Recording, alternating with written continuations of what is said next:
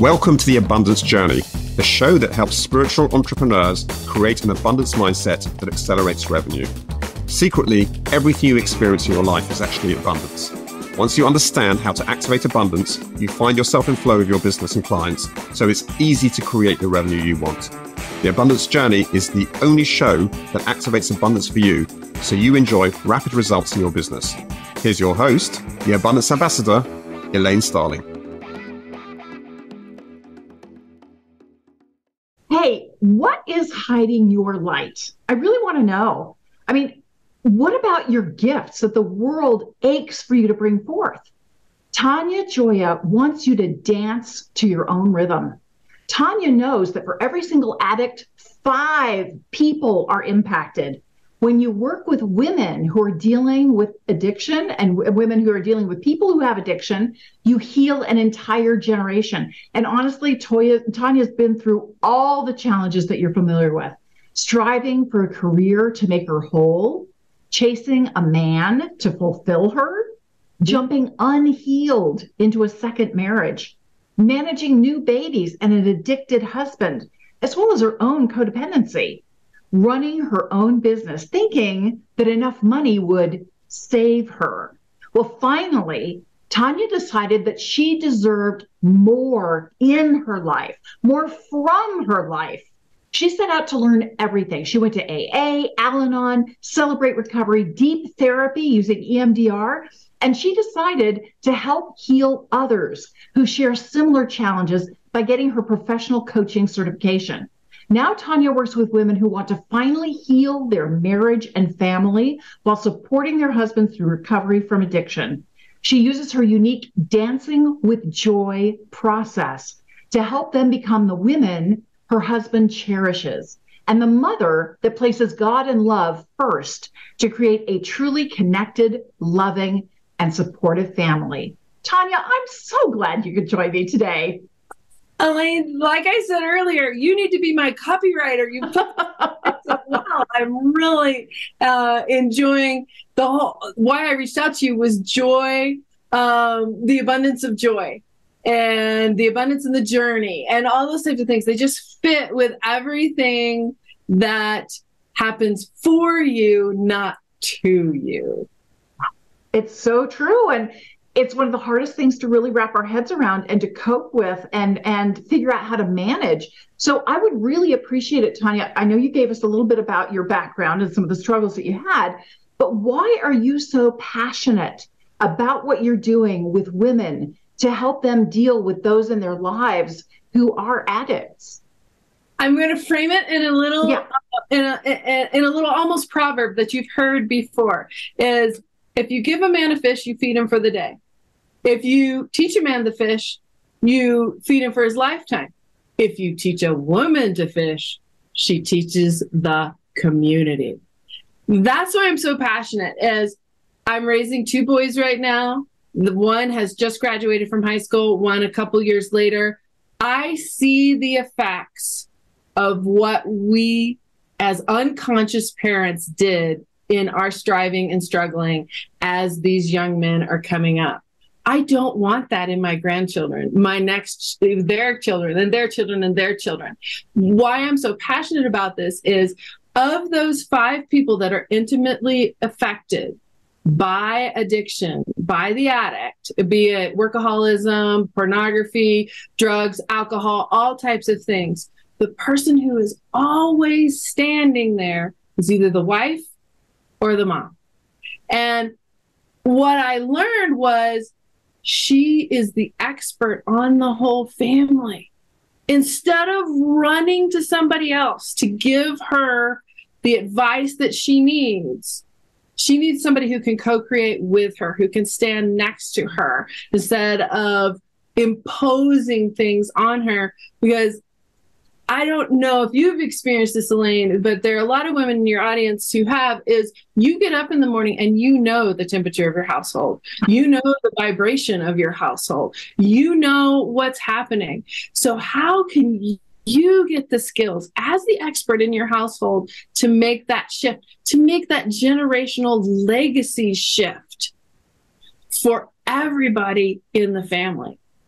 And the thing is, as I've been working with women, it's about doing less, not doing more. Isn't that interesting?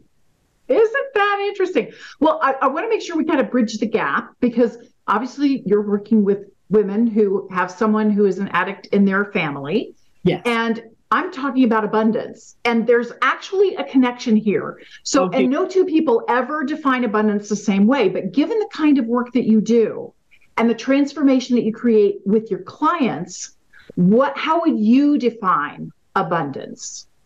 So with abundance, it's knowing that I am fully formed. I'm creative, resourceful, and whole, how God made me. He has made me for abundance. What's happening in these situations is, instead of filling that spiritual hole, which is the hole that addiction fills, we don't know what to do with ourselves, or we're anxious, or we're nervous, or something makes us upset, or we've had trauma, we've had something in our childhood that our nervous system can't handle. So we're turning to this numbing agent. Well, when you turn to God, when you turn to your understanding of God, then you're able to fill this with something that is limitless. You don't have to back up into God and say, I only need a little bit of joy, I only need a little bit of abundance. You can back your dump truck up into this and keep coming back every hour, every second, every day. So my definition of abundance would be looking at your life and realizing that every single one of us, even that addict who's trying to get sober, have past sobriety, they are creative, resourceful, and whole. They are designed by God to be full. But somewhere in their lives, somewhere in your life, like when I was an active codependent, somewhere in my life, I was giving over that abundance to somebody else and saying, you make me whole. So that's how I would shift into the abundance mind frame. I love that. I love that you're giving the power back to the individual, because honestly, the only person you control is you. Absolutely. And we're talking about the same thing, but in slightly different ways. And I talk about how you are actually in partnership with the divine. You are in partnership with God. God needs you. God really needs you to step it up and find a way to be more love in the moment, more love for yourself, and love for everyone around you, everyone impacted by the situation. So I love what you're saying, because it's absolutely right on the money. So you work with a lot of different people, and there are a lot of issues that they're dealing with. What's kind of a symptom that your clients might be dealing with that indicates it's time to get some help? And obviously you've got the perspective, you've got the background, you've got the chops to support them. I want to back up. I want to answer that question, but I want to back up. You did an episode earlier about reframing the things that are happening and looking at them through love. And I really recommend that everybody go back and listen to that. And that's one of the things, that this is happening for you and not to you. Now, to answer your question, when you need help is when everything is happening to you. You are the victim. You are the person that everybody dumps on. Your inner self-talk is about, I'm miserable. My life is miserable. Nothing's going to get better. All of my plans are ruined. If I don't do exactly what keeps everything calm, then my life will blow up. So what I don't want people to wait for, and this is an old thinking with Al-Anon or with AA, is they have to hit bottom. No, they don't. In fact, you can do a concept called raising the bottom. And that's about setting boundaries, doing self-care, making sure you're taking care of yourself. What most of the women I work with, when they come to me, is they have stopped taking any care of themselves. They may not have seen the doctor in 10 years. They may not have been to the dentist in 5 years. I mean, these very basic things that all of us need. In fact, their health may be so out of whack that they are facing, everything from diabetes to extreme weight gain, all those types of things that we do when we're stuffing emotions, or we are totally focused outside of ourselves on how to help them. And that is a real signal that you are not living in your own body. You are not being creative, resourceful, and whole for yourself. So if we take the very simple oxygen mask example that everybody knows, they do this for a reason. Because yes, you want to save those babies. I traveled with mine when they were little, and I would have done anything for them first. But if I pass out before I get to putting on their oxygen mask, I might survive because my lungs can't carry more air, but they won't survive at all. So that reframe, I don't want you to get to the point where I did. There were cops, there were courts, restraining orders, separation. Don't get there. Don't be the frog in the boiling pot of water. If you are not taking care of yourself and you're taking care of everybody else and your gut knows there's a serious issue here, let's chat.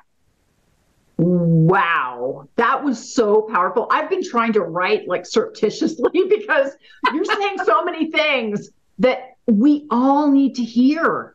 We all need to hear. And that emotional overwhelm, that stuffing your emotions. I talk about something called the 10-80-10 rule. I learned this in a book called The Survivor's Club.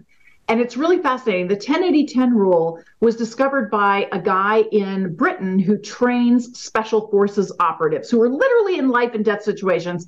And I don't know about you, Tanya, but if you're breathing, you're in a life or death situation. And especially if you've got somebody in the family who's troubled by addiction. And there's all different kinds of addiction. I mean, there's food addiction.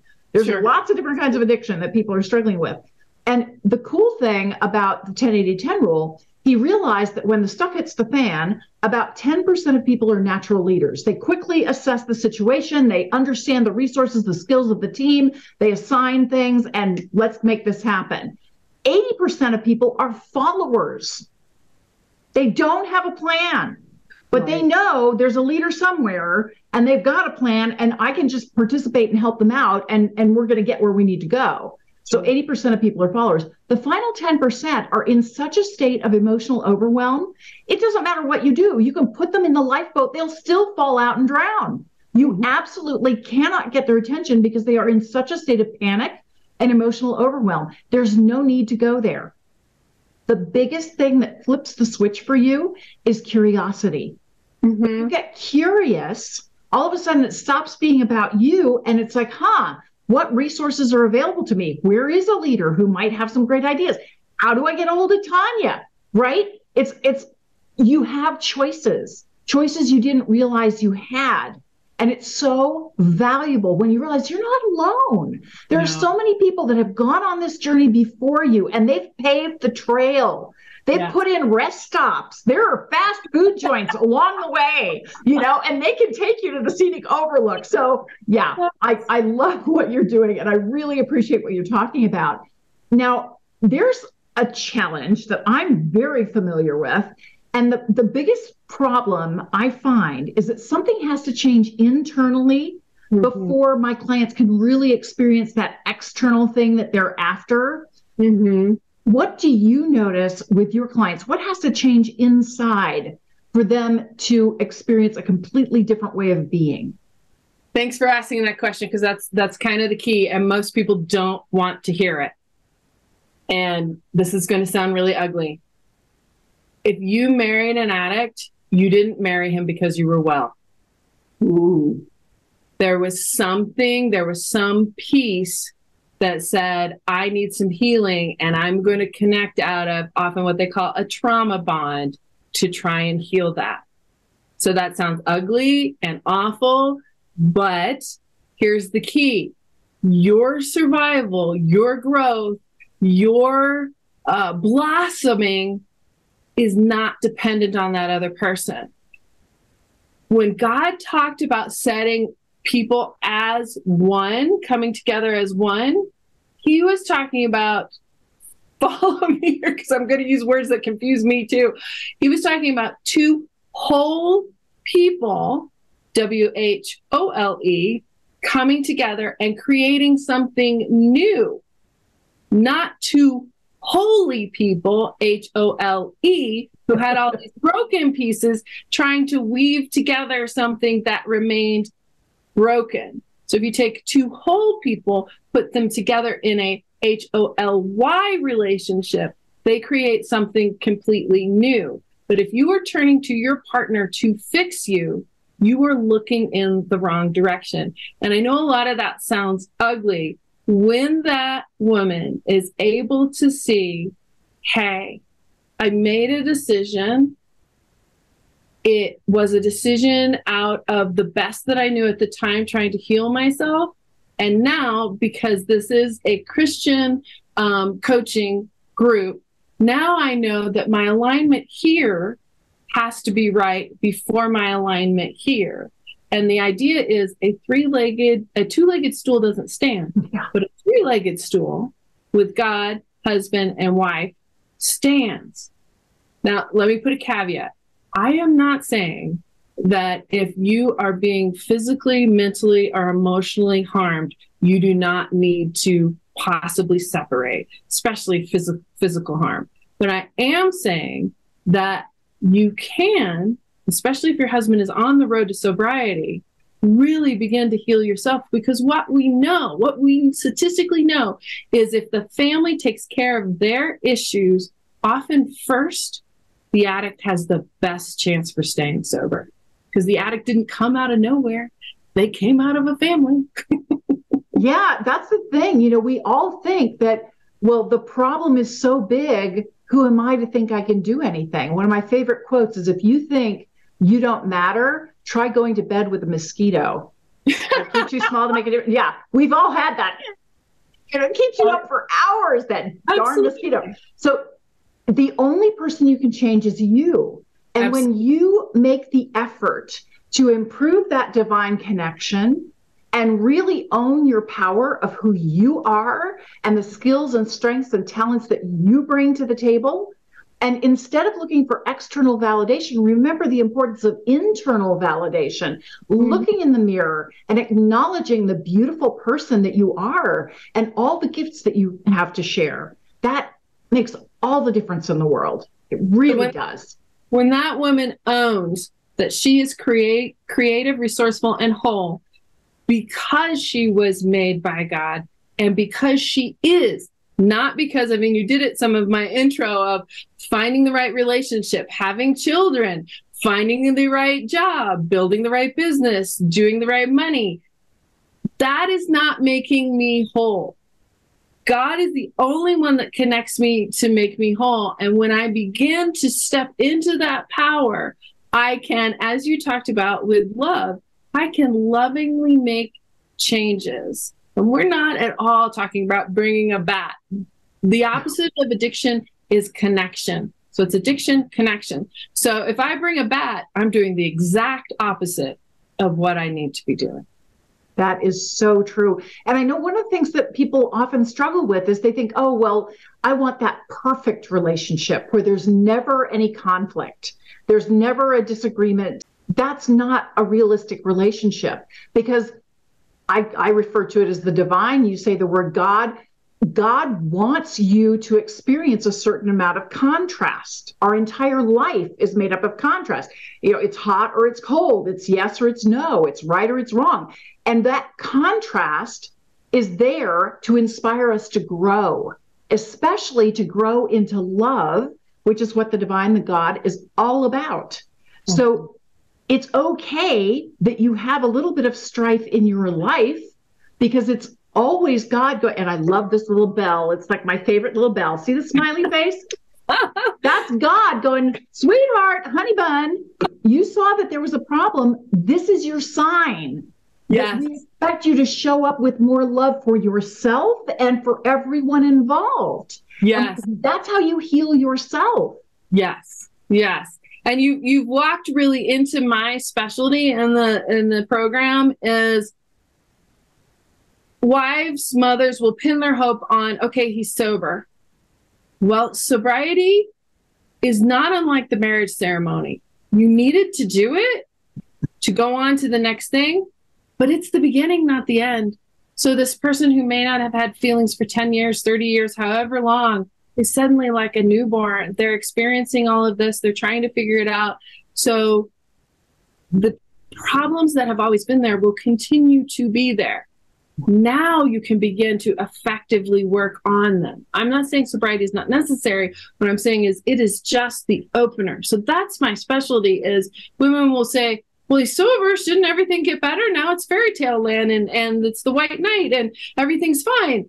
No, now you are really have the opportunity to build that holy HOLY marriage that really, as you said, if you're not growing, you're dying. So that growth piece, those rubs, iron sharpens iron, all of those things are building you up. But you're looking at it from love. You're looking at it, it's for me instead of against me. I am making this step so that I can raise the next generation so they don't have to numb out. They don't have to walk away from their feelings. They know how to do this. And like you said, don't wait. I waited until cops, courts, and restraining orders. I said, God, I'm too weak to move. I need you to move me. And man, he did. Nothing I wanted. When he came in, he moved with a mighty thunder, but it was painful and expensive and very, very difficult. You, as the expert in the family, on everybody in the family, actually, you can make this change, but it has to start with you. You know, Tanya, you reminded me of a really great book by Brené Brown, and it's called The Gifts of Imperfection. Amen. And in her book, she talks about what we all crave the most. We really, really, really want this, is a deep, intimate, personal connection with at least one other human being. We desperately want that. Now, the thing we fear way up there is being vulnerable. We hate to let them see us sweat. We want to pretend we know everything and we've got it all together and we know what we're doing. No, we don't. Sorry. There's only one who knows everything, and that ain't me for sure. And so I think one of the things that people struggle with the most who are dealing with addiction is they're trying to pretend they don't want to be vulnerable, right? They really struggle about being vulnerable. But the only way you can have that deep, intimate, personal connection is when you're willing to be vulnerable. So one of the best things women can do is be willing to be open and vulnerable and share your truth. And that can encourage everybody else in the family to lovingly, not judgmentally or, caustically, right, but to lovingly share your truth and encourage them to share theirs. And that helps wield a much, much stronger bond for everybody. It does when the timing is right. So when you are dealing with addiction, if the person is in the full-blown addiction, whatever they're doing, the frontal cortex is shut down and they're mainly dealing with the hypothalamus back here. So they are doing what they need to do to survive. That is not the right time to share your truth. Yeah, okay. That's when you're nagging one, right? So one thing that we particularly work on in the program is, what does that timing look like? When is the time to connect? And a lot of times, myself included, I am going to go on an anger binge to try and get heard. Well, my family, all males, shuts down the minute that I do that. Whatever I needed to get across is not available for them to hear. It's just like if you're scrolling and the social media is bad, they just keep scrolling, right? She's doing that. So that's one of the big things that we talk about. How do you do your timing, and how do you give a loving message that can actually get heard so that change can be made? Because if you give it in the way that I've given it over the years, or I've seen my clients give it, the shutdown is pretty much immediate. Well, Tanya, I know all of us would love to have a magic wand so that all our problems could just bing, go away. And sadly, I haven't discovered one. I don't know if you have one, but I don't have a magic wand. So when you are working with your clients, there are baby steps that they go through to experience this transformation in their relationships, in how they view their life, and how they enjoy their lives. What's the first one or two baby steps that you try to get them to focus on so they can tell they're making progress? So the first thing that I get them to focus on is their own self-care. And people blow this out of proportion. I'm not talking about you need to go get a mani-pedi or you need to take a long vacation. I'm talking about Do you need to make sure you have quiet time so you can get to bed so that you feel better in the morning? Do you need to make sure that you get up maybe at lunchtime and go for a walk outside? Are you able, here's the next one after that is clarity of, if things were really to change, what is it you really want? Because oftentimes the divorce happens when they get sober, not before. So make a dream list. Figure out what would it look like if everything ran smoothly in your household? What would that look like? So first self-care and then clarity. Those two things will give you an idea. I'm not trying to put you in the ideal. I'm just saying, is it having meals together on a regular basis where everybody brings and shares? Is it, hey, help on Saturday that we all clean the house together? You know, what are some simple things that if everything was running like clockwork, those would be in place? That's brilliant. I really love that. I really love that. And Tanya, we were talking a little bit before we started this conversation, and you've got a wonderful free gift for the audience. Could you tell us a little bit about that? I do, absolutely. So this is just an overview, but I put together several years ago a book, because I do a podcast called Sober on Purpose, but a book about what it looks like after sobriety. And it's a quick little book, and it has videos that go with it. It's less than an hour of your time. So we're going to put that link in there for free, have you take a look at it. And what I really like is for people to come back and challenge me on it, because some of the concepts are new enough that folks are like, that can't really happen. And I'd love to hear your challenge about that booklet and the videos and where you disagree. There may be points where you're like, that's just crazy. I want to hear that. Yeah. And it's very interesting when that happens, because we don't know what we don't know, right? And getting that objective perspective and getting those things where you go, what? That opens your ability to see the resources and opportunities that are present for you that you were totally unaware of before. So that's brilliant. I love that you're challenging people on that. Now, we always turn the table on our guests here at the Abundance Journey. What is something that we could do to support you? Here is the message, is you've said it already.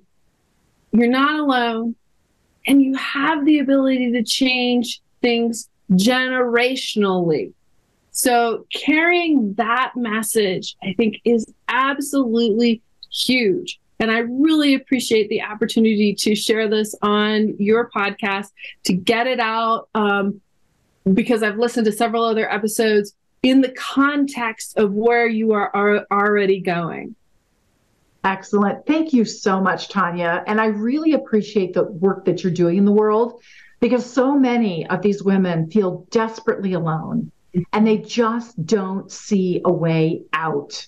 And you've been there, done that. You got the t-shirt and you found a way through, a way that is actually pleasurable. I love the name of your program. Joy is embedded in the name of your program. Yes. Yes. That's awesome.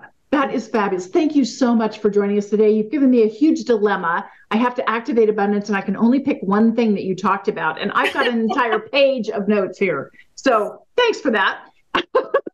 Everybody, stick around, because we're going to activate abundance in just a minute.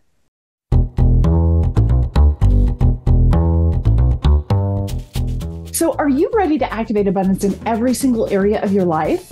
Well, you can get in flow with your business and your clients. It's as easy as you can imagine to create the kind of revenue you really want in your business. You can join me for the Abundance Journey 6-week training and coaching program that help you turn your problems into prosperity. Just visit theabundancejourney.com to sign up for our next adventure.